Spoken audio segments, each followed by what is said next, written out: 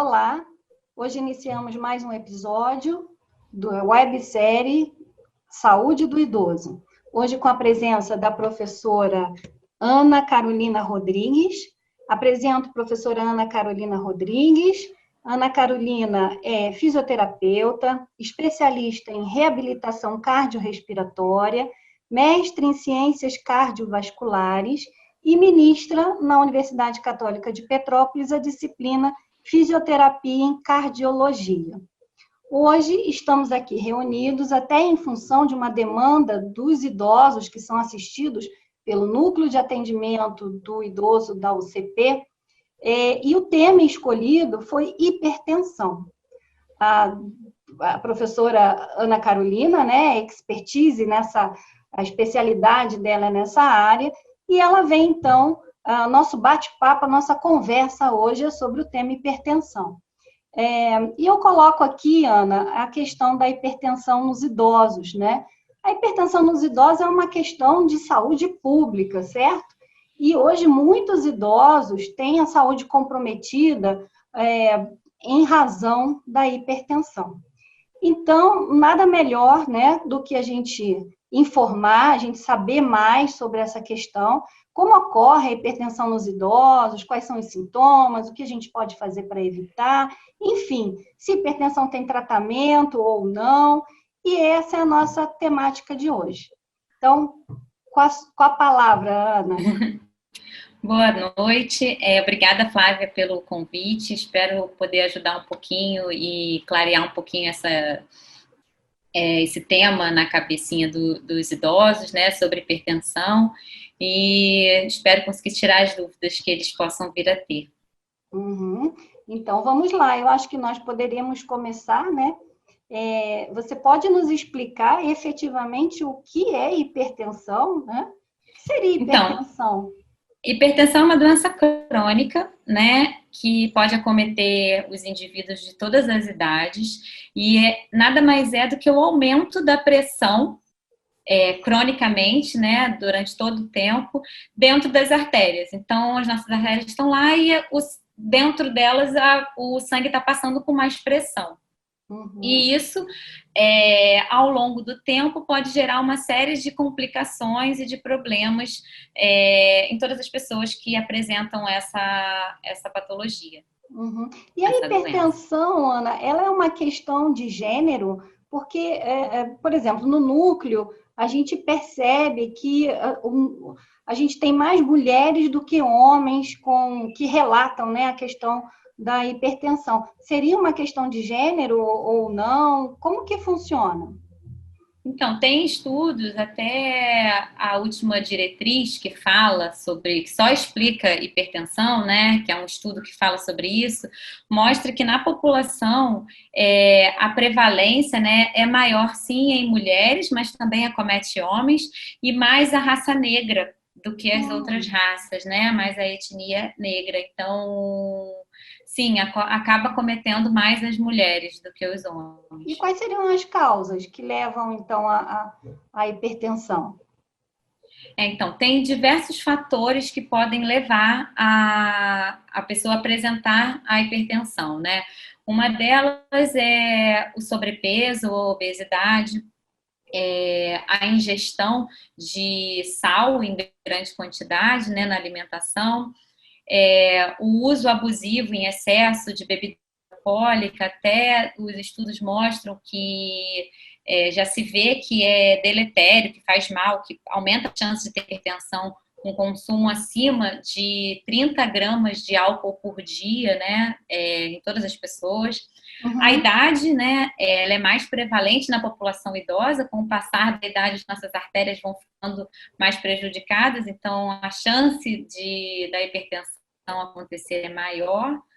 Tem também fatores genéticos, mas ainda não se sabe exatamente o que é que causa, mas sabe-se que filhos de pessoas hipertensas têm mais chance, maior probabilidade de desenvolverem hipertensão ao longo da vida do que filhos de não hipertensos, né? Mas não quer dizer que um filho de não hipertenso não vai ter hipertensão, né? Então, e o principal, assim, no meu ponto de vista, que é algo que está nas nossas mãos, que a gente pode mudar, também, né, junto com, claro, com o consumo de álcool, com a alimentação, é o sedentarismo. A inatividade física, a falta de atividade física regular é um fator que leva, sim, que favorece ao aparecimento e desenvolvimento da hipertensão arterial. Uhum.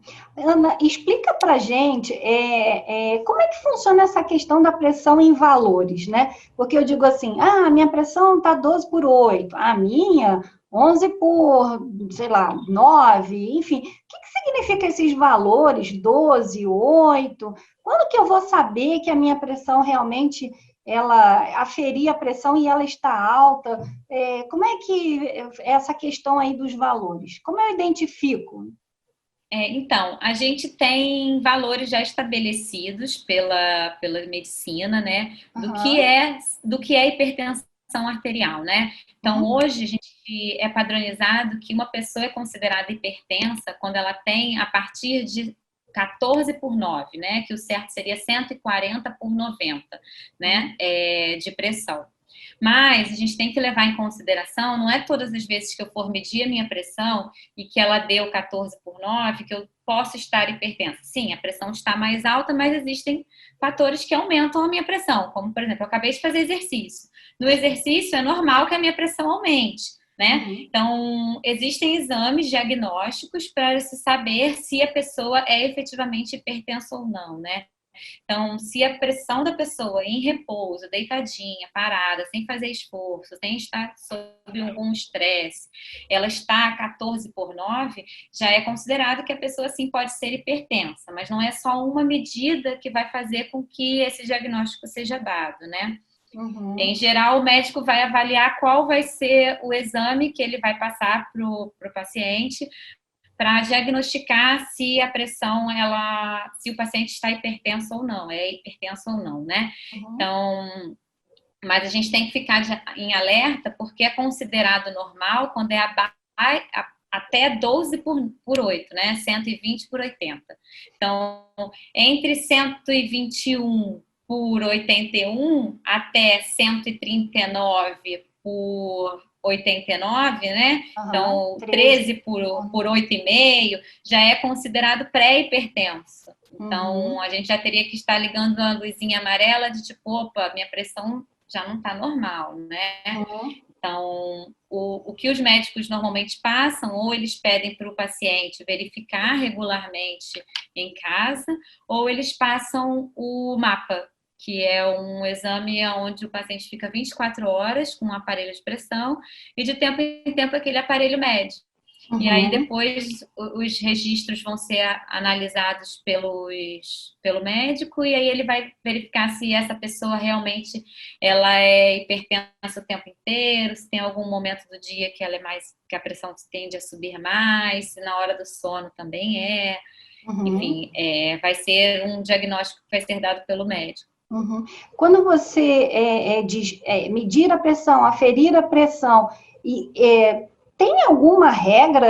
Assim, seria melhor, vamos aferir na parte da manhã, à noite, à tarde, uma vez por dia, uma vez por semana?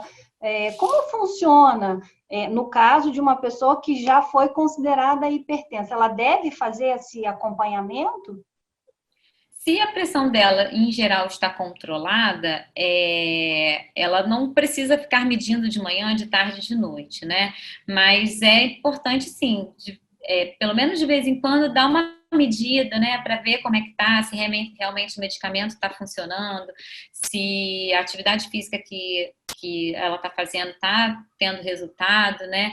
Mas em alguns momentos do dia a pressão tende a estar mais alta mesmo, né? Então vai ter diferença se medir de manhã ou se medir de noite. No momento que a gente acorda, ela pode vir a estar mais alta, apesar de eu estava dormindo, mas acabei de acordar, minha pressão está mais alta, mas existem estímulos que fazem a nossa pressão realmente aumentar assim que a gente desperta, tá? E assim que a gente desperta, a gente ainda não tomou o remédio. Então, ainda não está sobre o efeito do remédio, está sobre o efeito residual, talvez, do remédio do dia anterior, né? Então, se for medir, né, com regularidade, é importante sempre medir no mesmo horário, porque pode ter uma diferença. Hoje eu medi de manhã, amanhã eu vou medir de noite. Pode ter diferença ao longo do dia por conta desses... O meu questionamento é até por conta, a gente escuta, a hipertensão, ela é silenciosa, né? Então, às vezes, você está assintomático, né? E aí, a minha pergunta seria, né, em relação aos sintomas, quem tem pressão alta sente o quê? Qual é o sintoma que eu possa, né, como você colocou, acender aquela luzinha, né, e dizer, não, pode ser a questão da pressão? Então, a hipertensão arterial, ela é uma doença silenciosa. Quando o paciente, a pessoa começa a ter sintomas, é porque ela já está ou com uma pressão muito elevada, né? Bem mais do que 14 por 9. Por 9. E ela já provavelmente já é hipertensa há muito tempo, né? Então, mas quando a pessoa pode estar fazendo um pico hipertensivo, né? Um 18 por 15, 18 por 11, que é uma pressão extremamente elevada, o paciente pode apresentar dor de cabeça, náusea, vista turva, né, tonteira, mas isso provavelmente vai ser por conta de um pico hipertensivo. Agora, sempre tem 14 por 9, 14 por 9, 14 por 9, ela já é hipertensa e isso já está causando um mal ali dentro das nossas artérias, bem devagarzinho, que a longo prazo pode causar outras complicações e outras doenças, né, associadas que podem vir a ser bem graves, né? Como o infarto. Eu gostaria que a senhora relatasse essa questão, né? Quais são as doenças relacionadas à hipertensão? Mas antes da gente entrar nessa questão, nós temos muitos idosos que hoje residem sozinhos. E eles não têm, às vezes não existe a possibilidade, porque a gente tem o aparelho digital, não é isso, professora Ana? E também existe aquele outro aparelho que a gente pode aferir a pressão. E aí, é válido aquele aparelho digital? A gente pode confiar naquele aparelho digital para fazer esse controle? Sim. O aparelho manual, né, que a gente chama de manual, aquele que aperta e enche, é praticamente impossível a pessoa fazer sozinha, né? Mesmo que se for fazer em outra pessoa, precisa de um treinamento para verificar a pressão, né? Então, sei lá, se ele não mora sozinho, mas tem um neto, uma esposa, ela precisa de um treinamento para usar aqui. Então, sim, o aparelho digital, ele é válido. A gente tem marcas boas no mercado, que não são por valores muito altos, e existem marcas ruins, que não são tão confiáveis, né? Então, é importante comprar um aparelho de uma marca que a gente confie, né? E fazer a medição do jeito que manda o manual. Tem que colocar o braço parado, tem que colocar na posição certinha, não pode falar, tem que estar com a pilha boa, né? Não pode estar com a pilha fraca, e ele é, sim, confiável, tá? Então, a gente pode confiar, sim. Ah, sim, porque existe essa questão, né? Às vezes o idoso sozinho, ou como bem colocou, a professora colocou, né? Ainda que ele não resida só, outro precisa saber, né, realmente utilizar ali o aparelho, né, o manual, né? Então, essa era uma questão. E retomando, a senhora colocou que a hipertensão, ela estaria ligada a uma série de outras patologias. Então, qual é a relação, né, entre a hipertensão? O que pode acontecer se eu não cuidar da questão da pressão alta, né?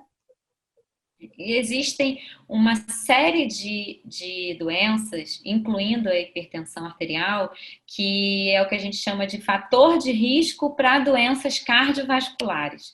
Sim. Então, a pressão alta, que é o que a gente está falando aqui hoje, ela, a longo prazo, ela causa uma série de alterações dentro das nossas artérias. E isso faz com que aumente a chance de acúmulo de gordura dentro das nossas artérias.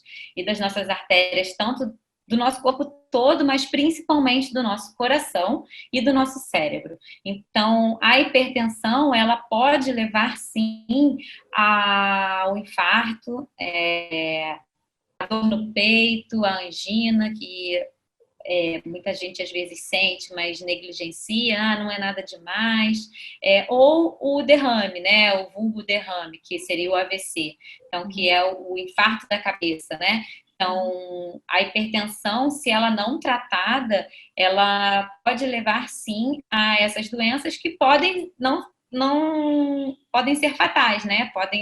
Ou se não forem fatais, elas podem incapacitar a pessoa para o resto da vida, né? Alterar muito a qualidade de vida da pessoa. Uhum.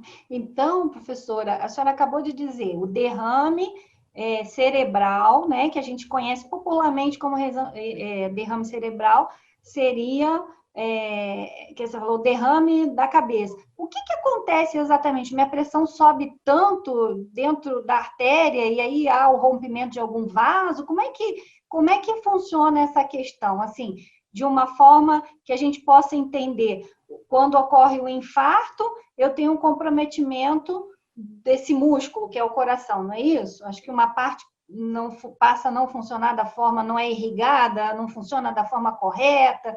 Explica para a gente como que funciona essa questão do derrame e do infarto. Então, nossas artérias, elas servem como se fosse um encanamento que manda sangue com oxigênio para todo o nosso corpo, inclusive para o músculo do nosso coração, para o nosso músculo cardíaco, né, para o nosso coração e para o nosso cérebro, para a gente se manter vivo. Então, o nosso cérebro precisa de sangue com oxigênio, e quem manda esse sangue com oxigênio são as artérias. A hipertensão arterial, assim como a diabetes, o colesterol alto, a obesidade, outros fatores de risco que a gente chama, eles causam como se fosse um machucado dentro da nossa artéria. E aí a parede da artéria por dentro fica como se fosse machucada, entre aspas, e isso favorece o acúmulo de placa de gordura. Então, a gordura que já está circulando normalmente no nosso sangue, ela acaba, por conta desse machucado, se acumulando ali. Ela para ali na parede da artéria. E isso, a longo prazo, pode levar ao entupimento dessas artérias. E quais são as artérias preferidas, né, que mais são acometidas? As artérias do coração, que nutrem com oxigênio o nosso coração, e as artérias do cérebro, que nutrem com oxigênio o nosso cérebro. Pode acontecer um derrame cerebral, né, entre aspas, que estoure algum vaso, ou estoure alguma artéria, sim, aí seria um outro tipo de AVC, né? Seria um AVC hemorrágico. Pode acontecer por conta de um pico hipertensivo muito alto, uma pressão de 25, né? Às vezes acontece por algum motivo, ou pode acontecer um acidente, enfim. Então, mas o mais comum é o AVC isquêmico, que a gente chama, que é quando ocorre o entupimento por conta desse acúmulo de placa dentro das nossas artérias, né? Imagina que as nossas artérias do cérebro são bem pequenininhas, né? Elas não são enormes, né? Então, se começa a acumular gordura ali, em algum momento vai faltar. E aí aquela parte do cérebro fica sem oxigênio, aquela parte morre, assim como do nosso coração. Então, aí aquela parte fica sem funcionar, né? Então, é mais ou menos isso que acontece dentro das nossas artérias. E, professora, por isso é que, inclusive, nós temos alguns idosos assistidos no núcleo com sequela de derrame. Alguns têm dificuldade na fala, outros têm dificuldade, né, na locomoção. E como a professora afirmou e colocou, né, a gente pode ter um comprometimento da nossa vida, né, da nossa saúde, do nosso bem-estar, se a gente não cuidar lá na origem, né? Porque, pelo que eu estou entendendo, a questão, e quero chamar a atenção aqui para os idosos que estão nos assistindo no momento, a questão é você cuidar lá da questão da hipertensão, porque você pode ter mais. É isso mesmo, professora? É essa que é a questão? Se a gente cuidar da hipertensão, diminuir essa pressão dentro das nossas artérias, o nosso sangue ele vai passar com menos pressão, né? Então, esse machucado, entre aspas, que acontece dentro das nossas artérias vai diminuir. Então, o tamanho da lesão que eu vou fazer, do que eu vou provocar dentro das minhas artérias, vai diminuir. Então, a gente tem que sempre pensar no lá antes de aparecer de acontecer o AVC ou de acontecer o infarto. Se a gente prevenir, se a gente controlar a nossa pressão, assim como os outros fatores de risco, a gente consegue diminuir muito a chance de ter um evento desse, né? Como um infarto ou AVC. E só para repetir aqui, a senhora falou dos fatores de risco, né? Então, tem fatores de risco, eu posso, por exemplo, a questão hereditária, mas tem fatores externos que podem agravar essa questão da hipertensão, né? Ah, eu como muito sal, eu como muita gordura, então é essa que é a questão. Agora, eu acho que é mais até a questão dos hábitos. A hipertensão, ela está mais associada a maus hábitos alimentares, maus hábitos do sedentarismo, do que realmente o sexo ou a raça, né? Mas, fatores... professora, então, a questão está ligada a hábito, né? Para a manutenção da nossa saúde. Então, assim, hipertensão, ela tem cura, ou pelo menos prevenção, a gente pode colocar dessa forma? Sim, ela cura, a gente não vai conseguir, né? A gente não vai conseguir que uma pessoa que já é hipertensa, ela fique normotensa sem efeito de medicação, né? Então, em geral, os pacientes já hipertensos, eles vão fazer uso de medicação. O que a gente pode fazer é a gente adquirir bons hábitos, né? Como uma boa alimentação, como diminuir o peso, né? Diminuir a obesidade ou sobrepeso, diminuir a ingesta de álcool, diminuir o tabagismo, né? A gente acabou não falando, mas o cigarro também é um fator que predispõe à hipertensão e, principalmente, praticar atividade física. Quem pratica atividade física regularmente não é hipertenso, dificilmente ela vai desenvolver a hipertensão, né? Ela pode ser obesa, ter os outros fatores, mas se fizer tudo certinho, incluindo atividade física, a hipertensão vai custar muito mais a chegar, né? E quem já é hipertenso vai tender a ter valores mais próximos do normal de pressão. Então, pode acontecer de uma pessoa que faça tudo certinho, se alimente bem, pratique atividade física, cada vez ela vai tomar menos remédio. Né? Ela não vai precisar fazer um uso de tantos remédios. Ela toma 3, 4 remédios para pressão. Poxa, agora estou fazendo atividade física, perdi peso, parei de fumar, né? Parei de beber, estou me alimentando melhor. Eu, ao invés de tomar 4, o médico vai falar: olha, sua pressão está ficando ótima, vou te dar só 2, ou vou te dar só 1, ou vou diminuir a dose. Sim. Isso é muito comum acontecer, tá? Quando a pessoa realmente adquire novos hábitos, ela vai precisar de tomar menos remédios, né? Na verdade, vai tomar o remédio que não precisa engolir, né? O tratamento que a gente chama de tratamento não farmacológico, que é não precisar engolir um remédio todo dia. A atividade física e a aderência a bons hábitos de vida é um remédio que a gente tem que tomar para a vida inteira. Não só para pressão, porque tem outras coisas juntos que a atividade física traz, né? Melhora da qualidade de vida, melhora da saúde mental, melhora do bem-estar, né? Melhora da independência, consegue andar melhor, fazer as coisas melhor, né? Então, traz uma série de benefícios. Sim. Agora, professora, com relação à questão da medicação, a senhora disse que podemos até chegar com a mudança dos hábitos para bons hábitos, podemos chegar até a diminuição da medicação, né, que seria necessário. Mas a minha pergunta seria, aquele que tem indicação para uso de medicação, ele não deve abrir mão dessa medicação por conta própria. Não. Porque ele pode ter grandes prejuízos. Então, assim, esclarece ao nosso público essa questão, porque é recorrente e muitos idosos resolvem dividir a dose do remédio, né? Não tomar a dose, às vezes, por um incômodo, né? Eu tomo essa medicação e eu acordo várias vezes à noite para utilizar o banheiro, né?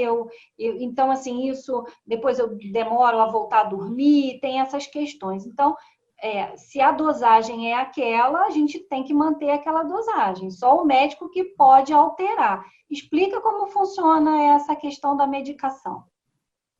Então, isso aí é extremamente importante. A única pessoa que pode modificar, diminuir, retirar, trocar a medicação é o médico, tá? Não pode ir pelo farmacêutico, não pode ir porque o meu conhecido, meu vizinho está tomando só meio, eu vou tomar só meio também. Então, a única pessoa que pode autorizar a modificação da medicação, tanto em quantidade quanto em dosagem, vai ser o médico. Eu não estou conseguindo tomar porque eu tenho que pegar o ônibus e eu vou ficar em pé no ônibus tantas horas e vai me dar vontade de ir ao banheiro. Conversa com o seu médico para poder organizar os horários do medicamento de acordo com o estilo de vida de cada um, com o acordo de que cada um faz no seu dia a dia. O importante é não parar de tomar por conta própria. Mas eu acordei, medi e a minha pressão estava 12, não vou tomar. Não. A sua pressão está 12 porque você está tomando o remédio direitinho. Não é para deixar de tomar porque mediu e achou que não é. Então, as medicações para pressão, elas são de uso contínuo e a longo prazo. Então, não pode pegar e não tomar agora, porque daqui a pouco o efeito, porque agora está 12, porque daqui a algumas horas ela pode ir a 14 e você não tomou o remédio. Então, tem que tomar o remédio nos horários estabelecidos pelo médico. Só o médico pode modificar isso. Então, não vá porque urina à noite, tem que organizar. Então, o médico vai te ajudar a organizar ou organizar os horários, às vezes a enfermeira do posto, né? Ela pode conseguir ajustar os horários da medicação também, mas tem que ser um profissional de saúde, ou o enfermeiro para ajustar os horários, ou o médico para mudar a dose e mudar a medicação. Professora, eu tenho aqui até mais uma questão que veio justamente de um dos idosos assistidos pelo núcleo. E ele questiona, ele diz assim, nossa, eu fico com as pernas inchadas, né? E por falta de esclarecimento diz assim, não vou beber água, estou retendo líquido, isso vai alterar a minha pressão, né? Explica como é que funciona essa questão. Se a gente está muito inchada é porque a gente está retendo líquido, isso vai alterar a nossa pressão? Como é que funciona essa questão do inchaço? Claro que ele pode ter outras causas, mas... Então, o inchaço nas pernas, o edema nas pernas, ele pode ter diversas causas, tá? Uma delas é simplesmente a insuficiência venosa, que aí no caso não são as artérias, são as veias, é quem leva o sangue de volta para o coração. Elas podem não ser por conta de uma presença de varizes, esse sangue pode não conseguir voltar e essa perna estar inchada. Então, o beber líquido não vai ser o problema. Tem que beber líquido para poder ajudar nessa circulação, né? Mas tem que se movimentar, fazer outros. Isso teria que avaliar direitinho se a pessoa não tem um problema de coração, e aí algumas pessoas que têm problemas de coração já por conta de um infarto antigo, ele vai ter que conversar com o médico, porque existem algumas doenças específicas que realmente o líquido é controlado. A pessoa não pode beber água indiscriminadamente. Mas outras não. Beber água ajuda a diminuir esse inchaço. Então, tem que conversar com o médico para saber qual é o problema que está originando esse inchaço nas pernas. Então, sempre orientação médica, sempre seguindo a orientação médica, não é isso, professora? Isso, porque... eu ia só completar, porque não é isso é muito importante. Dependendo da doença da pessoa, da patologia que a pessoa tenha, ela pode ou não beber muita água, tá? Sim. Então, às vezes a pessoa tem um problema que ela está urinando pouco. Às vezes esse problema que está urinando pouco pode ser falta de líquido, realmente vai precisar beber mais líquido para urinar mais, e às vezes não, às vezes se beber muito líquido vai ser pior. Então, isso quem vai dizer qual é o problema vai ser o médico. né? Não cabe, a gente não vai conseguir saber, identificar, olhar para a perna, tá inchada, opa, será que eu preciso? Então, o médico que vai conseguir dizer melhor qual é o problema e qual conduta tomar, se bebe Sim, água ou se até eu diminui ia a até água. propor aqui, então, ó, mito ou verdade? Então, mito, né? Vamos procurar o médico porque a gente precisa fazer essa avaliação. A gente não pode Sim. relacionar a questão da pressão a um inchaço, né? A edema. Então, a gente precisa realmente consultar o médico, né? Tomar Isso, a medicação, pessoa pode ter outros problemas juntos para certo, poder. certo. E, na verdade, né, no caso dos idosos, e existem outras doenças associadas, não é isso, professora? Então, o que a É, gente agora, a gente até em tempos de Covid, a gente aprendeu esse termo, né, comorbidades, a gente pode ter várias outras, né, doenças. Então, fala um pouquinho dessa questão. Existe essa situação também. Em geral, uma das medicações dos pacientes hipertensos são são diuréticos, né? Para ajudar a urinar. E aí, se você urina mais, você tem menos pressão dentro das artérias. Mas a gente não pode generalizar, então tem que ser algo conversado, procurado, porque é isso, as pessoas podem ter outras comorbidades, ela pode ter uma insuficiência renal, um rim que não funciona bem, e esse rim pode entender, pode aceitar bem o excesso de água ou não, né? A pessoa pode ter um problema de coração, e, em geral, os problemas de coração, dependendo, esses pacientes têm uma limitação, uma restrição para líquido, tá? Não podem beber líquido demais, então essas comorbidades, né, que são doença cardíaca, doença respiratória, doença Diabetes, né? arterial, diabetes, hipertensão, né, que a gente tem falado, colesterol alto, né, isso tudo pode, obesidade, né, obesidade também é um fator de risco importante. Então, isso, até nos tempos de Covid, a gente tem escutado falar muito, né, então, saiu até agora recentemente um estudo falando que obesos tem um fator, De risco, tem tendência, maior. é mais grave ser obeso até do que ser idoso, né? A gente não pode generalizar, claro, mas a obesidade é um fator importante, né? Então, é uma questão de saúde, sim. Então, todas essas são comorbidades que podem agravar situações de alguma doença como Covid, por exemplo, né?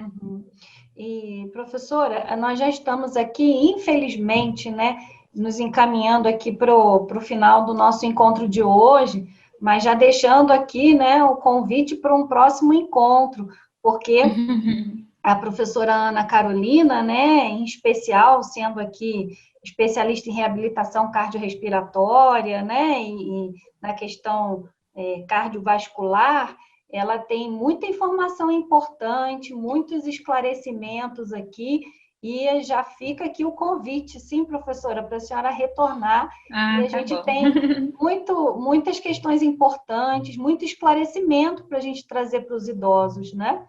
E dentro desse contexto, professora, a senhora afirmou, né, do exercício físico, né, a mudança de hábitos.